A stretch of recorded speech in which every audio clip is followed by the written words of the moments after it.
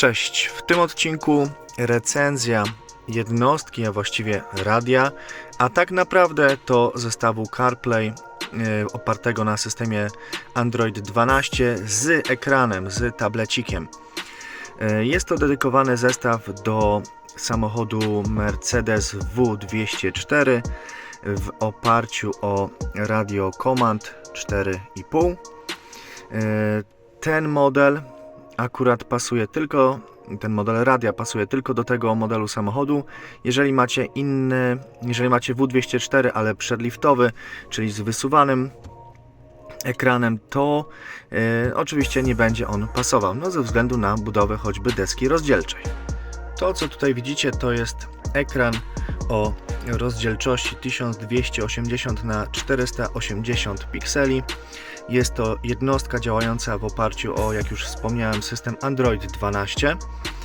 Do tego na procesorze MTK 8581, czyli gdzieś 1,8 chyba GHz, jeżeli dobrze pamiętam.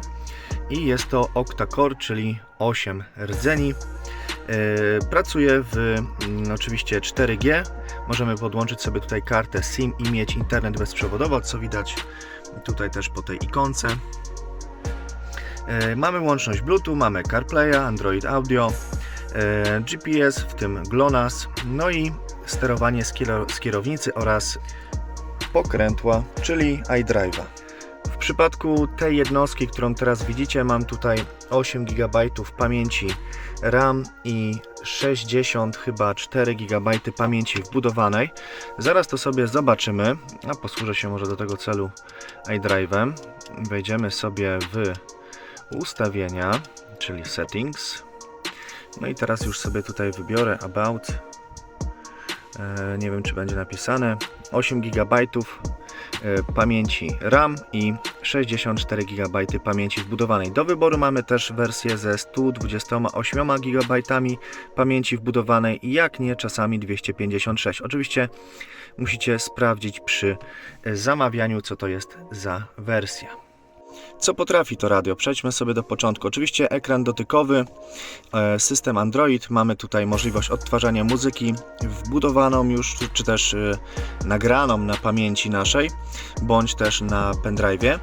Mamy nawigację, ale w tym wypadku mamy do wyboru, czy ma to być nawigacja wbudowana mercedesowska, czy może Google Maps, albo jeszcze jakaś inna aplikacja. W moim przypadku są to mapy Google'a. Działają płynnie, chociaż parę razy zdarzało mi się, że GPS nie mógł złapać fixa i nie wiedział, gdzie jestem, albo przy małych prędkościach, gdzieś przy rondzie, zaczęło obracać moim pojazdem, tak że w sumie nie wiedziałem, gdzie potem mam skręcić. No takie buble czasami się zdarzają. Wydaje mi się, że jest to wina tylko mojego egzemplarza. No ale kontaktowałem się też ze sprzedawcą. No i on też potwierdza, że w sumie to tylko chyba u mnie coś jest nie tak, wyjątkowo trafiłem źle. No i oczywiście mówi, że mam odesłać ekran na gwarancję, to mi go wymieni, całą w sumie jednostkę. No ale na początku wolałem nagrać recenzję i potem dopiero bawić się, bo nie wiem, kiedy bym dostał ponownie ekran. Mamy łączność Bluetooth, oczywiście możemy przesyłać muzykę przez Bluetooth, możemy dzwonić do kogoś, rozmawiać przez telefon. W tej opcji mamy nasze informacje, jak się połączyć, książki adresowe, muzykę, wszystko tutaj jest. Idąc dalej, mamy aplikacje, ale do nich przejdziemy sobie za chwilę. Jest tutaj też opcja włączenia menu komanda, czyli tego wbudowanego mercedesowskiego. Aplikacja Z-Link służy do właśnie CarPlaya bądź Android Auto. Auto. Ona działa w tle.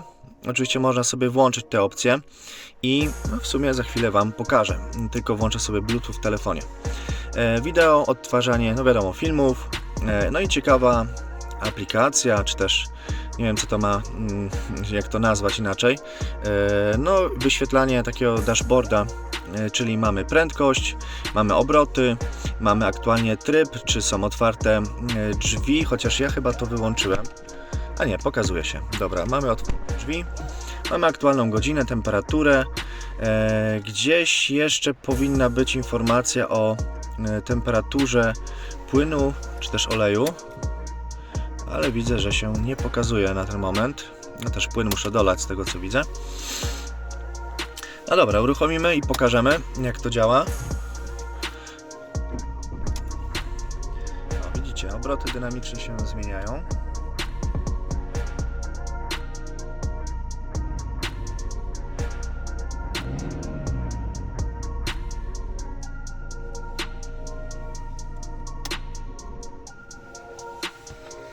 Działa to w full screenie. Co innego tu jeszcze mamy? No mamy jedynie co, to wybór innego szablonu, czy też wyglądu, w sumie koloru, kolorystyki. Poza tym żadnych większych tutaj opcji zmian nie mamy. A szkoda, bo można by było wgrać sobie własne parametry, które nas interesują, taką jak właśnie temperatura oleju, zamiast menu AMG i temperaturę cieczy. No ale tego tutaj w przypadku tego programu, czy też tej funkcji nie ma. Na końcu ustawienia. Są to ustawienia samej jednostki. Mamy tutaj możliwość zmiany dźwięku, głośności dźwięku. No i co do dźwięku. Ta jednostka łączy się za pomocą AUX-a. Musimy mieć w Mercedesie włączoną opcję AUX, przede wszystkim aktywną. Włącza się ją w ukrytym menu komanda. Jeżeli jest aktywna, no to wówczas dźwięk idzie bezpośrednio po kablu do AUX-a i przez oryginalne głośniki. Głośność nawigacji, głośność Bluetooth, no i mamy taki biedny equalizer, mamy bas, alty i wysokie tony. No ustawiamy oczywiście pod gatunek muzyczny, który słuchamy. Nawigacja, możemy wybrać sobie aplikację i też oczywiście głośność dźwięku. Cofanie, gdy mamy kamerkę oryginalną lub też dokładaną, możemy sobie powłączać przeróżne opcje. Ja nie mam tutaj kamerki, więc ciężko mi coś na ten temat powiedzieć. No i tutaj też informacje o naszej jednostce, ustawienia fabryczne, hasło to jest 8888 chyba, albo 3 ósemki, albo 4 ósemki, tak, 3 ósemki. No i takie do wyboru mamy tutaj bajery. No, ustawiamy sobie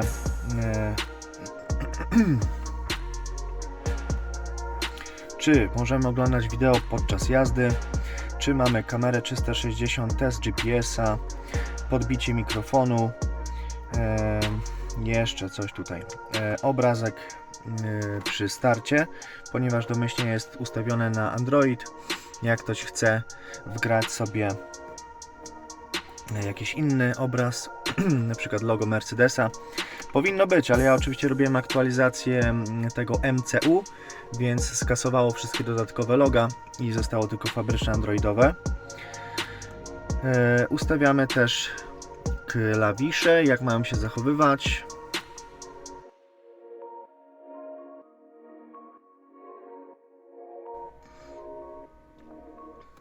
No i dalej jeszcze tutaj ustawienia Mercedesa.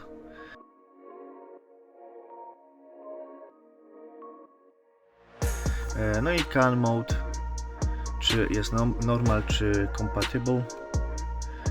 Powinno być normal z tego co pamiętam. Dobra, cofnijmy to. Pyk, pyk i OK. No i mamy też ustawienia typowo androidowe. Możemy sobie tutaj zarządzać całą naszą jednostką, jakby systemem Androida, czyli wybierać klawiatury, dodawać konta, dodawać zabezpieczenia, włączać jakieś ustawienia odnośnie ekranu, odnośnie sieci.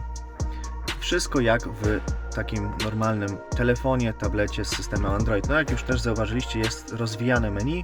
Można sobie bez problemu tutaj włączyć coś i powiedzmy, ja teraz spróbuję uzyskać dostęp do Aero 2, czyli do darmowego internetu MW.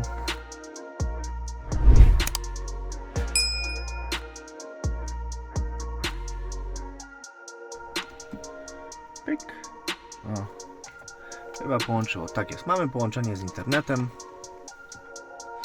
więc możemy sobie przejść teraz do aplikacji androidowych i na przykład do Spotify, bo oczywiście jest to normalny Android, możemy sobie pobierać aplikacje takie same jak na telefon. No i powiedzmy, wyszukamy coś śmiesznego. Na przykład Krawczyk, K-R-A-W, krawy, krzyż, Krawczyk hity. O, to będzie piękne. Chciałem być, proszę Państwa, będziemy sobie słuchać teraz. Chciałem być. Utwór się odtwarza, ale nic nie słychać. Mamy tutaj też opcję sterowania głośnością z kierownicy.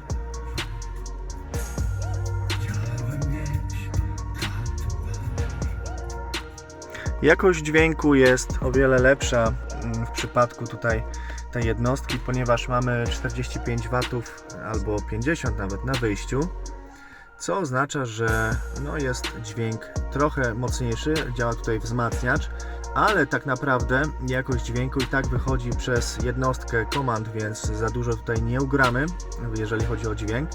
Musiałby być zewnętrzny wzmacniacz, jeżeli chcielibyśmy mieć lepsze car audio. Na ten moment działa to tylko w ten sposób. Jest lekka poprawa, jest lepszy dźwięk, ale czy jest zachwycająco lepszy? Powiedziałbym, że nie. Ok, Spotify będzie sobie działać w tle i możemy zrobić nawet takie coś, że poszukamy sobie Janosika, odpalimy Janosika, bo oczywiście też działa. Tak jak cały czas mówię, jest to zwykły telefon, zwykła jednostka na Androidzie. No i co ciekawe, możemy sobie jedno i drugie mieć w tle, na przykład, nie wiem, pracujemy na jednym, a za chwilę w tle, a pokażę w sumie. Czyli przejdziemy sobie tutaj, albo widzicie, od razu włącza się latające okienko Janosika. Możemy włączyć sobie też podział ekranu i na przykład na jeden ekran przeciągnąć sobie Janosika, a na drugi fajnie by było włączyć Spotify. A na drugim ekranie mieć włączonego Spotify, nie? Więc jedno i drugie mamy podgląd, działa w tym samym czasie. No i to jest zaleta posiadania dzielonego ekranu. Ok, a tak działa Android Auto połączony z telefonem. Mamy tutaj do wyboru Spotify albo oczywiście mapy, ewentualnie jakieś inne aplikacje. No i sobie podgłośnimy.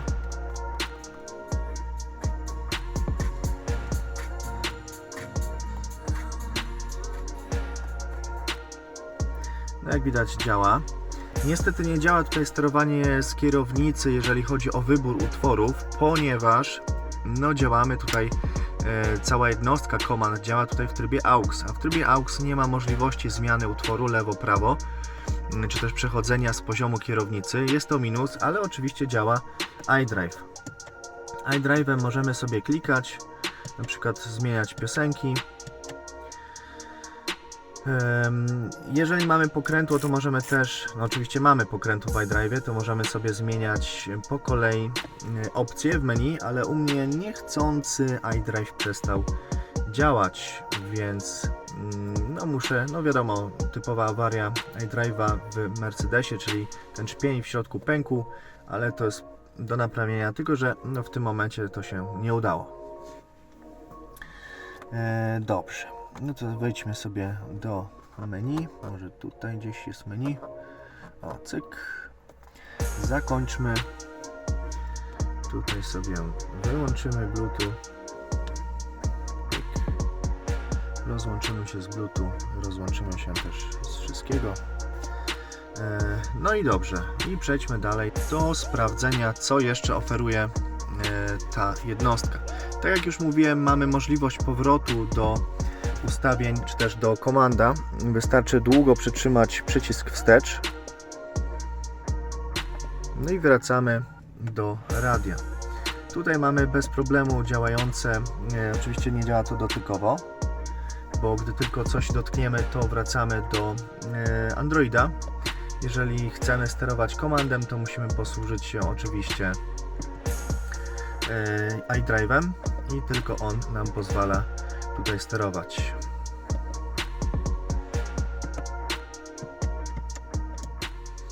Jak wrócić teraz z systemu komand do Androida bardzo prosto, można oczywiście dotknąć ekranu albo ponownie wcisnąć wstecz, przytrzymać chwilę i wracamy do Androida.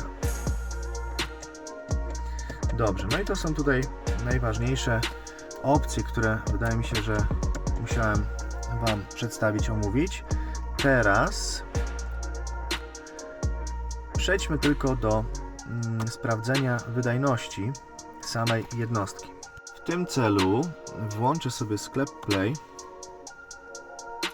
i pobiorę, powiedzmy, jakiś program, aplikację, na przykład Geekbench.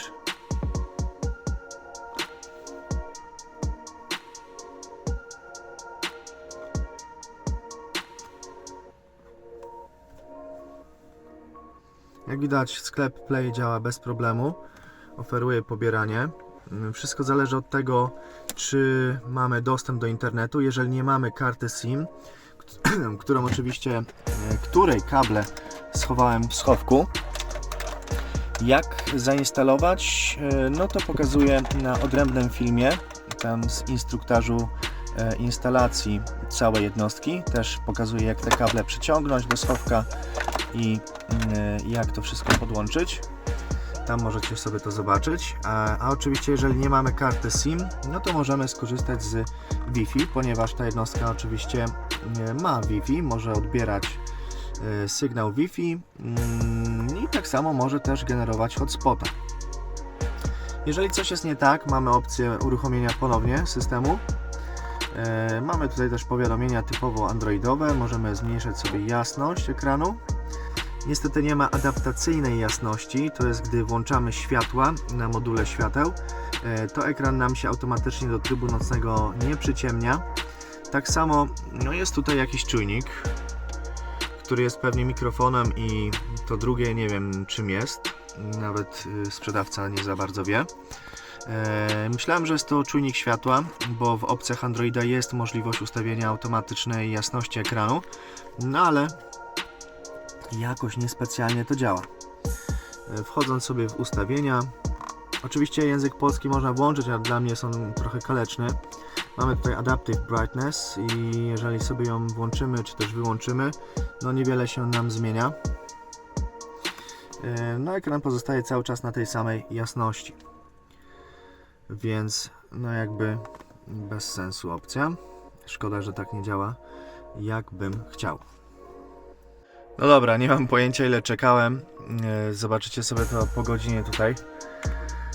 Wynik z Geekbencha 6, no to 192 punkty na pojedynczym rdzeniu i 765 punktów na multi. No i tak to wygląda, nie? System operacyjny pokazuje Android 10. Jeden procesor 8-rdzeniowy po 1.2.1.6, 4 GB pamięci wbudowanej. O proszę, miały być 8. Także tak tutaj nam pokazują, tak nam pokazuje tutaj wynik Geekbench 6. No te dane mogą być trochę przekłamane, aczkolwiek działa wszystko płynnie, jeżeli chodzi o oprogramowanie, także pod tym względem nie ma najmniejszych problemów. Co jeszcze można powiedzieć? Oczywiście Android Auto działa i Apple CarPlay też działa bezprzewodowo, co teraz pewnie widzicie na ekranie. Nie mam iPhone'a, żeby udowodnić to w tej chwili, ale mam zdjęcia, gdy iPhone był podłączony. No dobrze, tak prezentuje się recenzja jednostki od firmy Coika. Jest to 8,8 cala ekran wraz z jednostką opartą o system Android rzekomo 12. Jeżeli macie jakieś pytania co do tej jednostki, co do tego radia, to oczywiście zostawcie je w komentarzu. Ja ze swojej strony dziękuję za uwagę, zapraszam wszystkich do subskrypcji i lajkowania tego materiału. Jeżeli macie jakieś pytania, to tak jak mówię, sekcja komentarzy jest do Waszej dyspozycji. Pamiętajcie też, by odwiedzić moje social media, to jest Instagrama, Facebooka, TikToka. Wszystkie linki znajdziecie w opisie. Jeszcze raz dzięki za uwagę, trzymajcie się ciepło, udanych napraw, wymian, cześć.